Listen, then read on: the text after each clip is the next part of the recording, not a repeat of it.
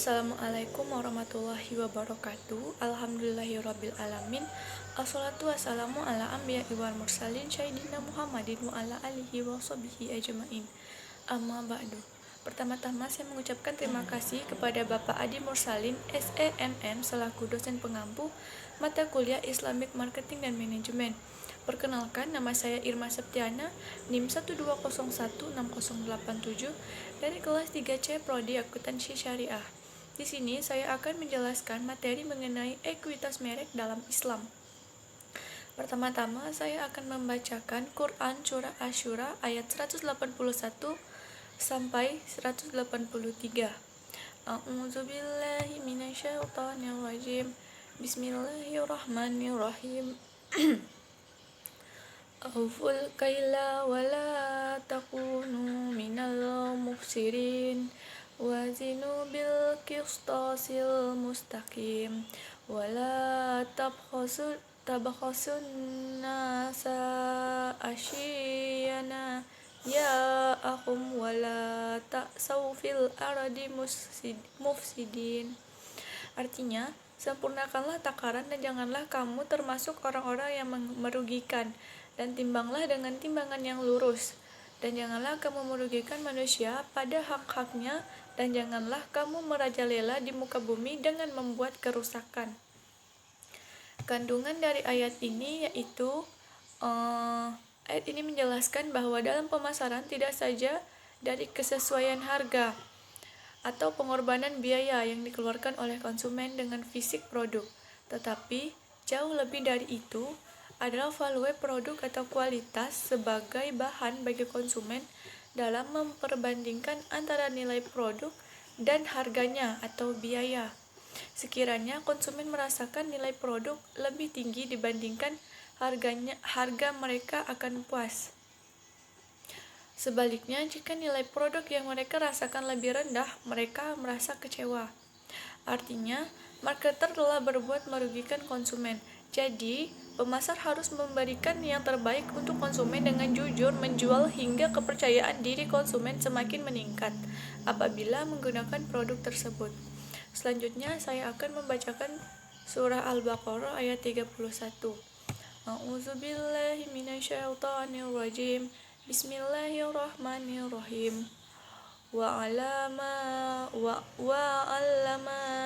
Adamal asma'a kullaha summa aradahum alal malaikati faqala ambi'uni bi asma'i haula'i kuntum shadiqin.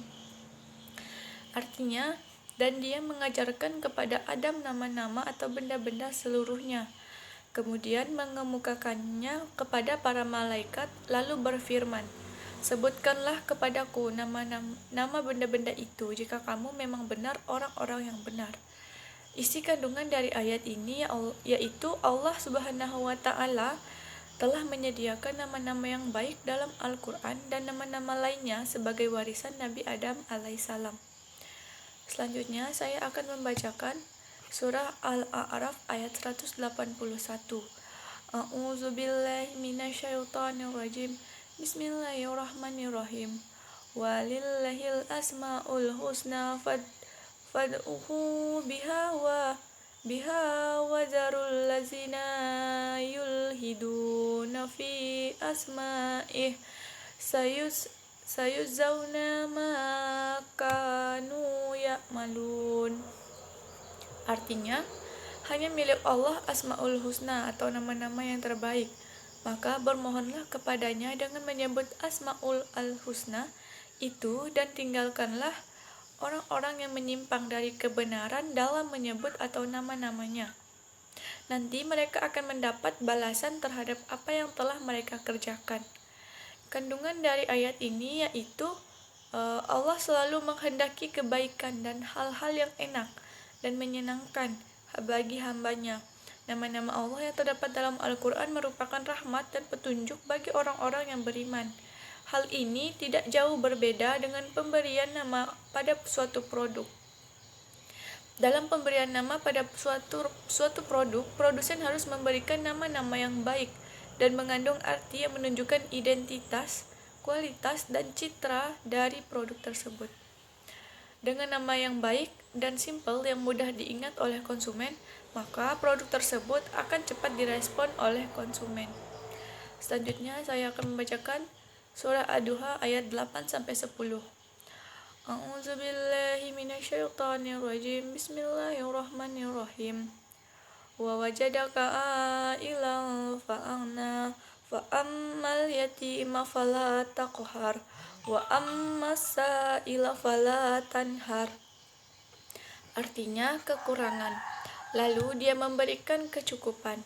Sebab itu terhadap anak yatim janganlah kamu berlaku sewenang-wenang, dan terhadap orang yang minta-minta janganlah kamu menghardiknya. Kandungan dari ayat ini yaitu Allah memberikan kita hati yang bening dan orang yang menjaganya akan mendapatkan banyak keberuntungan. Begitu juga pada perusahaan Rabbani.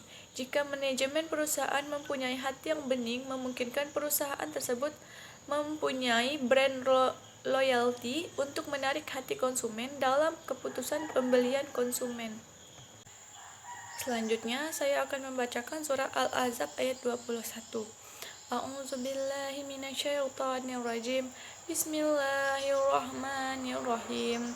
Laqad kana lakum fi Rasulillahi uswatun hasanatun liman kana yarjullaha wal yaumal akhira wa zakarallaha katsira. Artinya, sesungguhnya telah ada pada diri Rasulullah itu suri teladan yang baik bagimu, yaitu bagi orang yang mengharap rahmat Allah dan kedatangan hari kiamat, dan dia banyak menyebut Allah. Kandungan dari ayat ini yaitu berdasarkan firman Allah Subhanahu wa taala yang mengindikasikan suatu perkara itu baik atau buruk. Apa yang telah dilakukan oleh seseorang tidak lepas dari apa yang telah dipaparkan dalam ajaran Islam, maka akan timbul kesan baik. Dan jika seseorang tersebut berbuat sebaliknya, maka kesan yang timbul tersebut bukanlah suatu kesan yang baik, bahkan buruk. Kemudian saya akan membacakan surah Al-Mulk ayat 2 yang berbunyi A'udzubillahi minasyaitonir rajim. Bismillahirrahmanirrahim. Allazi khalaqal mauta wal hayata liyabluwakum ayyukum ahsanu amala wa huwal azizul ghafur. Artinya, yang menjadikan mati dan hidup, supaya dia menguji kamu. Siapa di antara kamu yang lebih baik amalnya, dan dia maha perkara lagi maha pengampun. Dan dia lagi maha perkasa, lagi maha pengampun.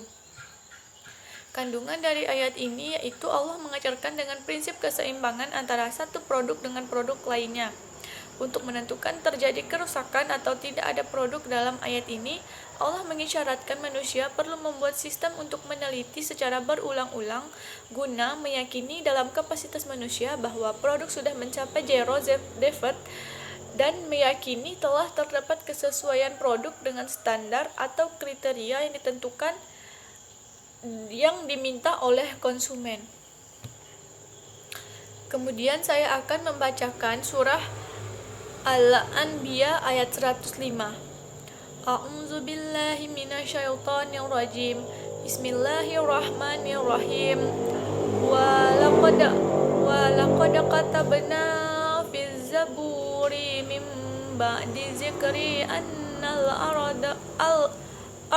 arada yasiruha ibadiyas solihun. Artinya, dan sungguh telah kami tulis di dalam Zabur sesudah atau kami tulis dalam Lauh Mahfuz bahwasannya bumi ini dipusakai hamba-hambaku yang soleh. Kandungannya yaitu ayat di atas menjelaskan bahwa dengan sifat sunatullah yang objektif kita dapat memahami siapa saja yang mematuhi sunatullah dengan apapun alasannya akan mendapatkan sukses dalam usahanya. Maka dari itu setiap karya atau usaha yang tidak sesuai dengan sunatullah pasti tidak akan berhasil dengan baik karena bukan amal soleh.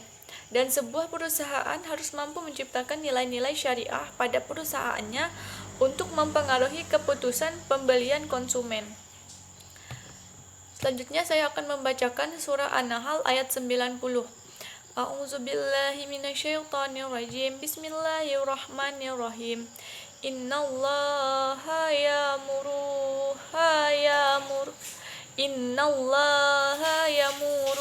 bil adli wal ihsani wa ita'il dzil qurba wa anha anil fahsya'i wal munkari wal baghi ya'izukum la'allakum tazakkarun.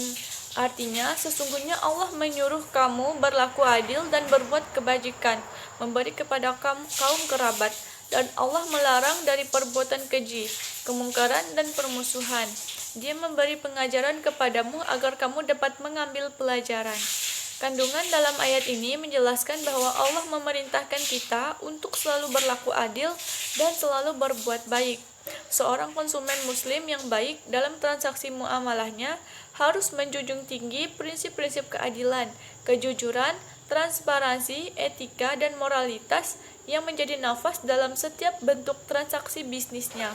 Baiklah, mungkin hanya materi ini yang bisa saya sampaikan. Kurang dan lebihnya saya mohon maaf. Wabillahi taufik wal hidayah. Wassalamualaikum warahmatullahi wabarakatuh.